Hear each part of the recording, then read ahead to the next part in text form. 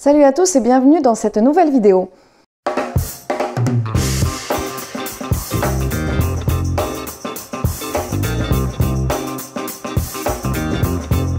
Aujourd'hui, c'est un update un peu spécial parce que j'ai beaucoup lu cette semaine, mais il se trouve que je n'ai pas... vous allez voir, j'ai fini un bouquin, des mangas et les deux autres, je ne les ai pas terminés. Je vais vous expliquer après pourquoi. Donc du coup, en deuxième partie, je vais vous présenter une wishlist. Alors pas n'importe quelle wishlist.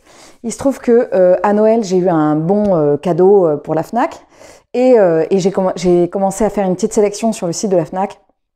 Et ça dépasse un petit peu le budget du bon. Pas de beaucoup, ça va, j'ai été assez raisonnable.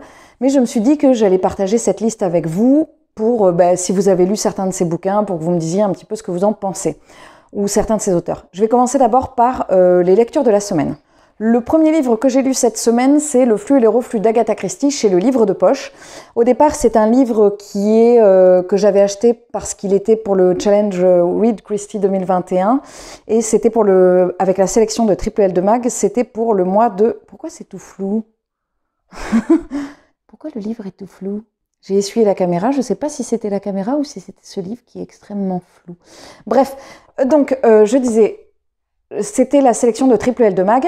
Je ne l'ai pas lu en novembre, j'ai pas non plus lu la sélection de décembre, et donc du coup j'ai loupé le challenge. J'ai suivi le challenge sur 10 mois, mais pas sur les 2 derniers. En fait, là vous les voyez, mais Agatha Christie, dans la nouvelle collection Livres de Poche, et quasiment tous ceux que j'ai lus l'année dernière, parce que c'était 2021, c'était dans le cadre du challenge. Bref, je resigne pour le challenge de 2022, et j'ai commandé déjà le premier livre.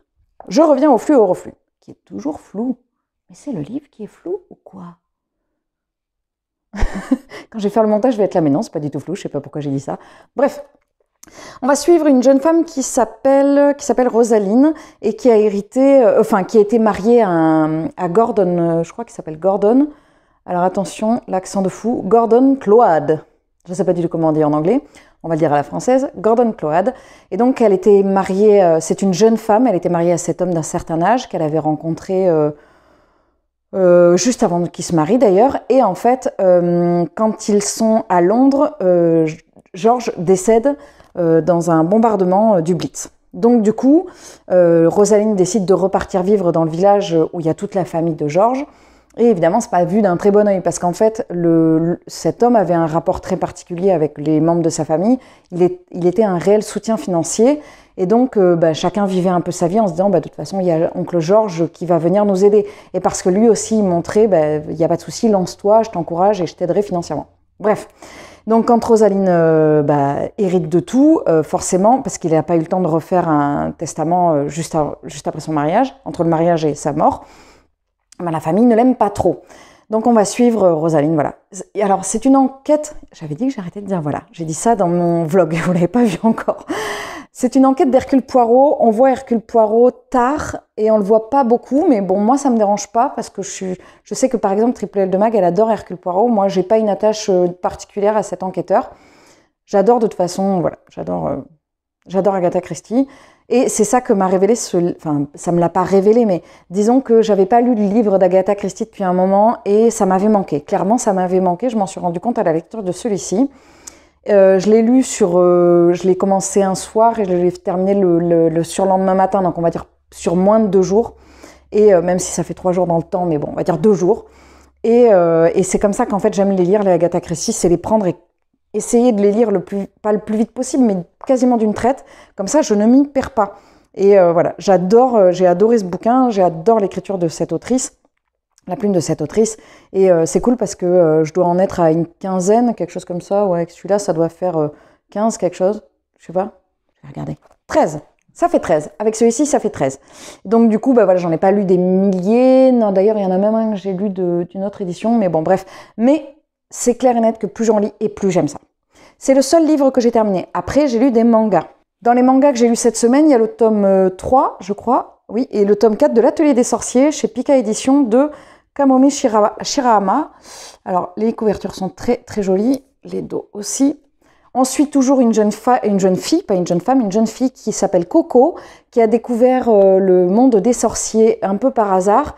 En fait, dans ce monde-là, les sorciers font des sorts avec de l'écriture, avec des pentacles. Et donc du coup, c'est en dessinant, c'est très bien fait, j'en avais déjà parlé dans un update, c'est hyper bien pensé, c'est-à-dire que la taille des symboles va donner la puissance au sort, et après le fait de refermer le cercle du pentacle va lancer le sort. Enfin, bon, c'est super bien fait. Il n'y a pas d'histoire d'amour. Non, il n'y a pas d'histoire d'amour. Il y a une histoire, là dans le 4, il y a un jeune homme qui arrive, on n'en avait pas trop vu encore, si un petit peu, mais voilà. J'aime beaucoup, et puis j'aime beaucoup les personnalités des jeunes filles qui sont dans l'école avec Coco. Donc elles sont suivies, il y a un maître, une sorte de sorcier maître, et après elles sont 4 jeunes filles, je crois. Voilà. Donc, du coup, je vais récupérer les autres cette semaine et je les lirai bien évidemment avec grand plaisir. Samedi, je suis allée à la bibliothèque. Enfin, ça faisait longtemps que j'y avais pas été. Et j'ai pris le tome 4 et le tome 5 de Arte de Kei Okubo chez... Je ne sais pas, chez Komiku. Et ben, c'est toujours pareil. J'aime toujours autant cette série. J'aime toujours autant cette jeune fille qui casse les codes de cette époque. Donc, on suit toujours Arte, une jeune aristocrate à Florence. Alors... je ne sais plus à quel siècle, donc je vais éviter de vous dire une grosse bêtise. Voilà, qui décide donc de se lancer dans la peinture, et donc elle vient chambouler ce monde qui est exclusivement masculin. Et voilà, Arte, elle est drôle, elle est pétillante, elle est dynamique. Moi, j'aime beaucoup, elle me fait beaucoup rire. Voilà. Je continuerai évidemment la saga d'Arte et je vous dirai si j'ai continué, si j'aime toujours autant cette saga. J'ai abandonné, je me suis rendu compte, le manga Eiji, je sais plus. Bref, je vais même oublier le titre parce que je ne suis pas revenue. Il me restait un tome que je n'ai pas lu, que j'ai ramené en bibliothèque et je ne l'ai pas lu. Donc si je n'ai pas eu envie de le lire, c'est que ça m'a perdu. Le complot politique qu'il y avait sur la fin m'a perdu. Voilà, clairement. Peut-être que j'y reviendrai, mais voilà, là je suis sur ces 2 mangas-là, c'est très bien. Je vais maintenant passer aux lectures que je suis en train de faire. La semaine dernière, donc mardi, j'ai commencé Les Temps ultramodernes de Laurent Genéfort chez Albin Michel Imaginaire. C'est un livre, c'est une uchronie et c'est du steampunk. Donc c'est hyper particulier. J'avoue que c'est assez complexe. Alors j'ai avancé, j'avais bien avancé, puis j'ai mis en pause parce que j'ai commencé un autre livre vendredi. Je vous expliquerai pourquoi après. Et je viens de le reprendre un petit peu. Après, ça se lit assez vite. Je trouve que c'est écrit assez gros. Voilà. Là, je viens de reprendre hier soir parce que l'autre livre est en lecture commune, donc j'attendais la personne à qui je le lisais. Il y avait un passage hyper hard qui m'a un petit peu retourné la tripaille. Je vous en parlerai plus tard. Je vous en parlerai plus quand je l'aurai terminé, parce que je l'aurai terminé la semaine prochaine, mais clairement. Mais voilà, il est quand même... il est particulier, ce bouquin. Voilà. La couverture est toujours si belle, mais c'est pas doux, hein, c'est pas mignonné. Et le livre que j'ai commencé vendredi, alors je l'ai commencé vendredi parce qu'il y avait un week-end à 250-500 que je voulais vraiment lire celui-là, qu'on avait prévu de le lire en lecture commune avec Camille des Idées de Mims. Donc j'ai commencé le tome 4 de La Passe Miroir de Christelle Dabos chez Folio. Oui, c'est ça. Là, j'en suis à la page 350 et je suis à la moitié. Ouais, c'est ça, je suis à la moitié. Ça va. J'ai eu très peu de retours parce que je fais toujours attention à pas me spoiler. Et le peu de retours que j'avais vus étaient des retours assez déçus par ce livre. Je ne suis pas déçue, mais parce que j'avais été prévenue que des gens avaient été déçus. On va dans un sens assez particulier. Ophélie, elle est retournée. Oui, c'est ça, elle est retournée comme un gant. Voilà, dans ce livre, pour ceux qui l'ont lu, je n'ai pas fait exprès d'utiliser ce terme, mais c'est assez approprié. Et voilà, ce tome est dur. Pour l'instant, je trouve que ce tome est dur parce que Ophélie est très malmenée. Bref, j'en parlerai plus tard. Je vais maintenant passer à cette fameuse wishlist. Alors, attention, la wishlist que je vais vous présenter n'est pas la wishlist officielle. Et oui, voilà. En fait, ma wishlist est énorme. Et là, je crois que dans les titres que j'ai mis dans mon panier, je n'ai mis aucun titre que j'avais dans ma wish. Peut-être un ou deux, je sais pas. Bref, je vais vous les présenter et je vais vous dire surtout pourquoi je les ai choisis. Le bon que j'ai ne va pas, évidemment, comme je vous disais, combler tous les livres que j'ai, puisque ce bon n'est pas tel le petit sac d'Hermione dans Les Reliques de la Mort. Il n'est pas extensible. Vous imaginez, ce serait trop bien. On met des trucs dans un panier comme ça, et Et puis le prix ne bouge pas, mais par contre, on peut rajouter autant de livres qu'on veut. Non, ce serait un piège horrible. En fait, on aurait tous 1 milliard de livres et il n'y aurait plus d'arbres sur la planète. Bref, je commence tout de suite. Mon premier livre que j'ai mis dans mon panier, c'est les archives de Rochard de Brandon Sanderson, parce que j'en ai entendu énormément parler, que Camille Desidenims m'en a reparlé, que je n'ai pas lu de Brandon Sanderson depuis extrêmement longtemps. D'ailleurs, les seuls que j'ai lus sont ici. Il s'agit alors j'allais dire Passe-Miroir, non, Le Fils des Brumes.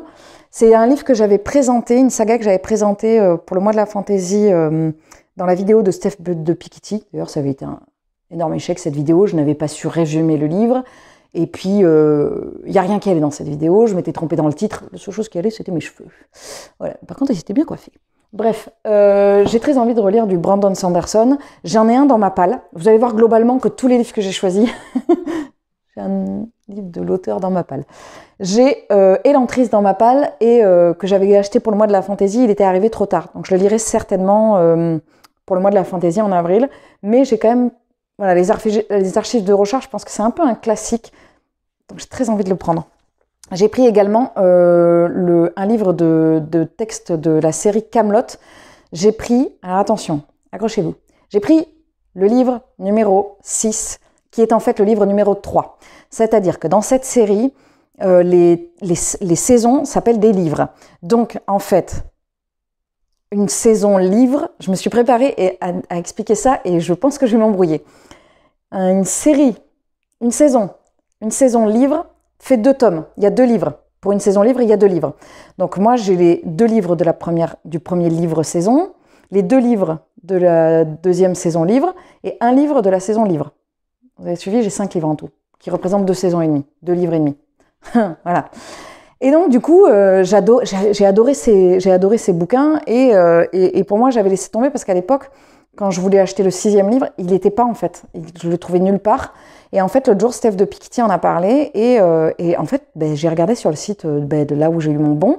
Et effectivement, j'en ai trouvé plein. Donc j'ai envie de prendre la suite. Je suis une grande fan de Kaamelott, une grande fan de la série, une grande fan du film, une grande fan de la BO, une grande fan d'Alexandre Astier. Bref, j'adore. Ensuite, dans mon petit panier, j'ai mis Un bûcher sous la neige de Suzanne Fletcher. Je crois que c'est Suzanne Fletcher, ça. Alors, je n'ai pas lu de livre de cette autrice, mais Un bûcher sous la neige va traiter de la sorcellerie et de la place de la femme. Et en fait, j'ai envie de le lire. Clairement, j'ai envie de le mettre pour Marceau féminin, organisé par Fluent Books. Et puis même, j'ai l'impression que il sort un petit peu de ce que je vais lire d'habitude et vraiment, j'ai envie, quoi. Il y a des livres comme ça. Celui-là, je pense qu'il va rester clairement dans mon panier. Ensuite, j'ai mis Un parfum d'encre et de liberté de Sarah McCoy. Ça, c'est pareil, c'est un livre qui me donne envie. En plus, je sais pas, il y a un truc... alors, je pense qu'un bûcher sous la neige est beaucoup plus sombre. Hein. Il y a un autre livre d'ailleurs de cette autrice, de Suzanne Fletcher, que j'ai envie de lire. Mais voilà, il y a ces deux-là. Après, il y a Les Outrepasseurs de Cindy Van Wilder, je crois que c'est ça. Alors, celui-là, il m'obsède. Mais clairement, j'y pense hyper souvent. J'ai très, très envie de découvrir cet univers. Je trouve que le livre est très beau. Et en plus, ils sont sortis en poche et ils sont pas excessivement chers. De toute façon, tous ceux que j'ai mis, c'est des poches. Je n'ai jamais lu de livre de Cindy Van Wilder et j'ai envie de découvrir cette autrice. Ensuite, j'ai L'Héritage des rois passeurs de Manon Fargeton. Je connais cette autrice, je connais. J'ai lu 2 livres de cette autrice. J'ai lu 10 jours avant la fin du monde, Nos vies en l'air, et dans ma palle, j'ai À quoi rêvent les étoiles. Et celui-là, on est plus sur de la fantaisie. Donc du coup, j'ai vraiment envie de le découvrir. Après, il y a attention, anglais de fou, Three Dark Crown de Kendar Blake. Je ne connais ni l'auteur, ni le bouquin, mais voilà, il me tentait. Après, j'ai pris Les loups chantants de Aurélie Wallenstein. Je n'ai pas lu de livre de cette autrice, mais j'en ai un dans ma palle. J'ai Le Dieu oiseau et j'en ai mis 2 dans mon panier. J'ai mis aussi Mère morte. Mère morte, je pense que je vais le prendre parce que vraiment, il me tente trop. Et Les loups chantants aussi me tentaient, voilà. De toute façon, s'ils sont dans mon panier, c'est qu'ils me tentent. Hein. Et je pense que je vais aimer cette autrice. J'ai envie d'aimer cette autrice. Voilà. De toute façon, il y a quasiment que des femmes. Je dis ça et le suivant est un homme, je crois. Ça. Ensuite, j'ai mis Les Sœurs Carmine de Ariel Holtz. Alors celui-ci, c'est Camille Desidenims qui m'avait tenté de le prendre. Et je l'ai vu tourner pas mal, et je crois que c'est un jeunesse, et il a l'air tout doux et tout mignon. Je connais pas cet auteur, mais j'ai très envie de le découvrir, hein, étonnant.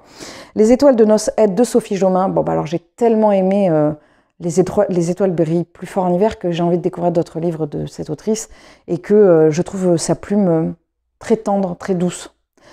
Globalement, on n'est pas sur de la grosse violence. Hein. Et ensuite, j'ai envie de me prendre La Muse des cauchemars, le deuxième tome du Faiseur de rêves, qui est là, de Lenny Taylor, parce que j'avais beaucoup aimé le premier tome et j'ai envie de découvrir ce qui se passe dans le deuxième. Voilà, c'est tout ce qu'il y a dans mon panier. Je vais vous le mettre en barre d'infos pour que vous ayez les titres, parce que je ne pense pas que je les mettrai en banderole, parce que comme j'en parle très vite, je ne vais pas les mettre... le truc. Je le mettrai en barre d'infos comme ça si vous voulez retrouver les titres. S'il y en a certains pour qui vous ça a été gros, non pas du tout, ça m'a pas du tout plu et tout ça, n'hésitez pas à me le dire. Pareil, si ça a été un coup de cœur, n'hésitez pas à me le dire, comme ça je pourrais me faire peut-être un petit peu plus mon idée et réduire un petit peu mon panier. Voilà, écoutez, c'en est tout pour ma vidéo. Encore une fois, je tenais à vous remercier infiniment pour votre présence sur cette chaîne, pour vos commentaires, pour vos pouces, pour votre soutien toujours si présent. J'espère que vous avez passé un bon week-end. Alors moi on est lundi, mais vous on est mercredi. Bon bref, j'espère que vous avez passé un bon début de semaine. Je vous souhaite une très bonne journée, une très bonne semaine, un très bon mois, une très bonne année et je vous dis à très vite. Salut!